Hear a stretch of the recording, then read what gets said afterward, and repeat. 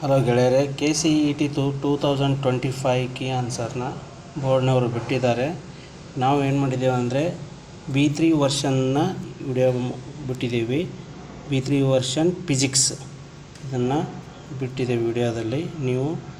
ನಾವು answer ಪೇಪರಲ್ಲೇ mark ಮಾಡಿ ಈಸಿಯಾಗಿ ಅರ್ಥ ಆಗಂಗೆ ನಿಮಗೆ ನಾವು ಅಲ್ಲಿ 100% ಮಾರ್ಕ್ಸ್ನ ಮಾರ್ಕ್ ಮಾಡಿಬಿಟ್ಟಿದ್ದೀವಿ. ಕರೆಕ್ಟಾಗಿ 100% ನೀವು ನೋಡ್ಕೋಬೋದು. 100ಕ್ಕೆ 100 ಕರೆಕ್ಟಾಗಿ ಆನ್ಸರ್ನ ಮಾರ್ಕ್ ಮಾಡಿದ್ದೀವಿ. ಚೆಕ್ ಮಾಡ್ಕೊಳ್ಳಿ.